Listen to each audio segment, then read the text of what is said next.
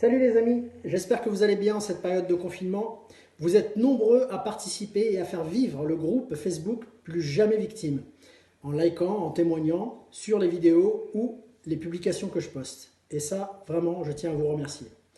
Hier, j'ai reçu un message d'un membre du groupe qui me demandait une explication approfondie concernant la respiration. J'en ai parlé lors du dernier live concernant la négociation, je crois.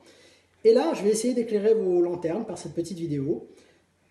Si vous n'êtes pas encore abonné, n'hésitez pas, abonnez-vous. Ensuite, rejoignez le groupe Plus Jamais Victime, dont je vais vous laisser le lien juste en dessous dans le descriptif. Et likez surtout la vidéo. On se retrouve juste après le générique. A tout de suite.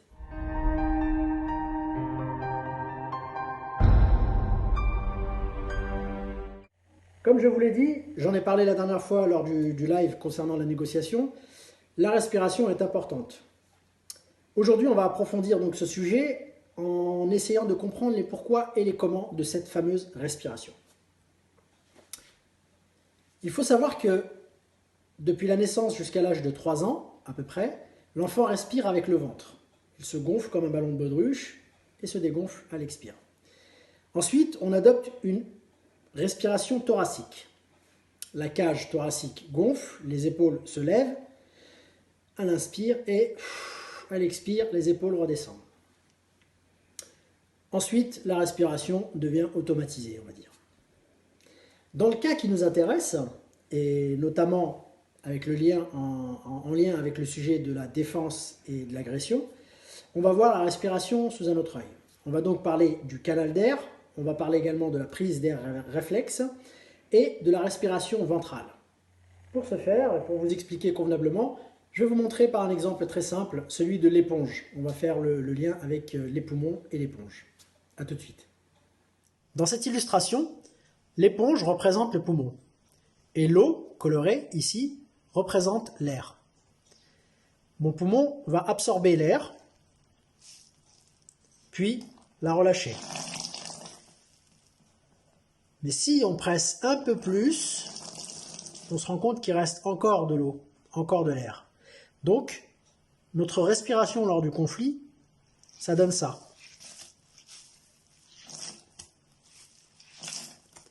C'est-à-dire une mauvaise évacuation de l'air qui reste et une mauvaise prise de toute l'air dont j'ai besoin, de tout cet oxygène. Voilà comment devrait fonctionner le poumon. En inspirant énormément d'air et d'oxygène et en recrachant au maximum. L'illustration de l'éponge vous aura convaincu, j'espère. Le canal d'air, c'est le chemin que va prendre l'air pour arriver jusqu'au poumon et permettre d'oxygéner le corps et les muscles et les organes. Dans le cas d'un conflit, la bouche va prendre le relais sur ce flux d'air, puisque l'ouverture est plus importante. La mâchoire, la gorge et le ventre deviennent des facteurs importants dans cette respiration. Donc il faut détendre tout ça. Et on va voir de suite pourquoi. La prise d'air devient donc prise d'air réflexe. On est focalisé sur le conflit, sur le problème et l'embrouille. Ce qui empêche une bonne respiration et également un bon discernement des situations et des réponses.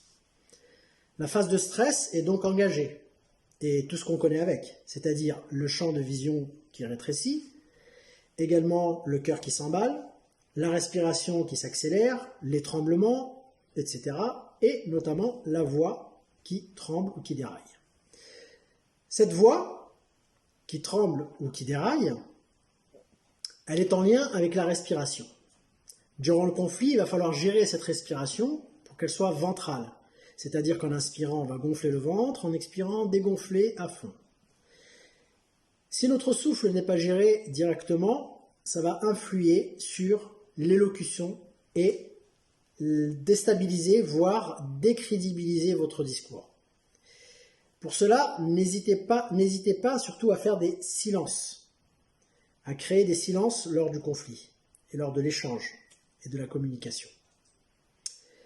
Ensuite, on va pouvoir utiliser d'autres outils, comme par exemple l'écoute active.